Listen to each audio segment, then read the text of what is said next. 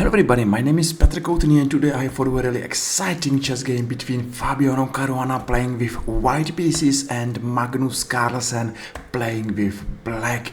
This game was played on 2023, it's only a rapid chess game and let's go on. Fabiano Caruana is going to play move g4 and after this move all bridges are broken and it's absolutely clear that this game will not be boring and will be exciting, so everything is possible, nothing is impossible. Let's go on. After move h6 h4, white is taking on c6, right, and playing queen d2. He doesn't mind to lose a pawn on e4 because he believes that time is much more important than a pawn. Yes, if black is going to play move b4, knight on c3, who is defending pawn on e4 has to go anywhere and pawn on e4 is for free. And now is the question if Magnus Carlsen is a brave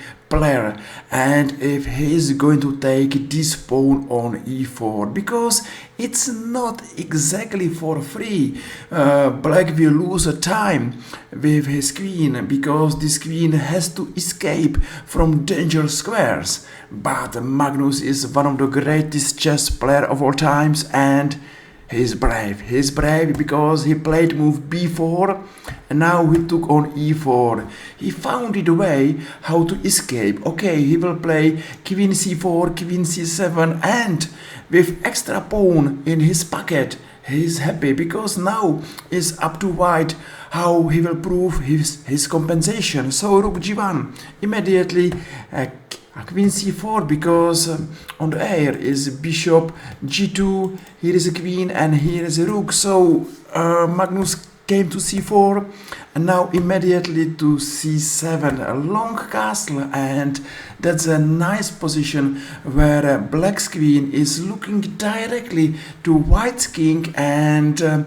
speaking something like I'm going to take you sooner or later, because after knight f6, bishop g2, bishop b7, yes, position is double edge and maybe here white has chance to play more stronger moves.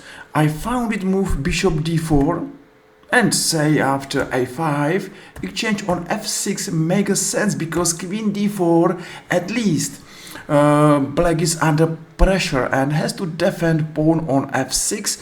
For example, bishop e7, knight h5, long castle, and this position it's absolutely messy and double edge. Yes, maybe here black is fine, maybe here white is absolutely okay and everything is possible, but that's another story because our story it's following after bishop b7 f3. Anyway, if you enjoying this video, if you enjoying this game, feel free and press like and press follow and be our new follower. I hope you pressed follow button and you are back because you are not going to miss a beautiful checkmate at the end of this game. So now rook c8 happened and g5. Both players are going to attack each other, but up to my feeling black's threats are a little bit more dangerous because white is attacking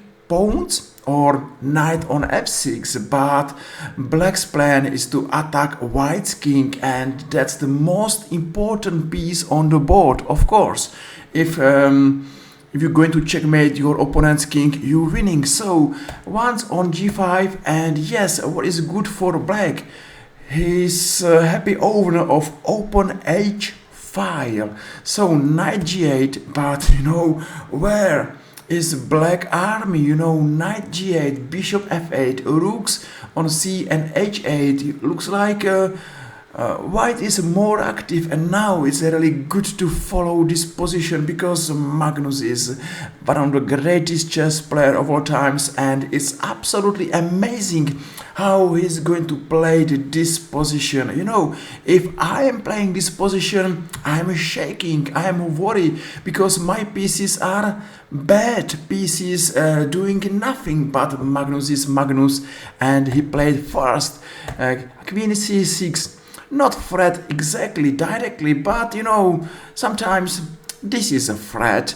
Now Rook H4, and it's good to be active, it's good to attack opponent pieces, and Rook H4 is doing a good job, and you know, two simple moves, and black position is a little bit more better than before.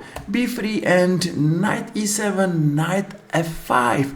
Just welcome back knight in a game, because knight E7, and what a knight on F5, what a beautiful knight on F5, and you know, after 3 moves, looks like black is absolutely okay. That's something like miracle. How simple Magnus is playing chess, how Magnus is great, and how he is super. Okay, knight D3 and bishop D6, and after this exchange, why not D6, and now second pawn is falling down. Now it's up to white if he has chance to prove compensation for missing material, but don't worry, Magnus is not playing for material.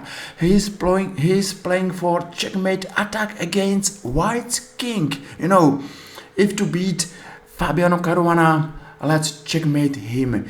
G6, F6, and Rook E1. And now Magnus played amazing move, King D7.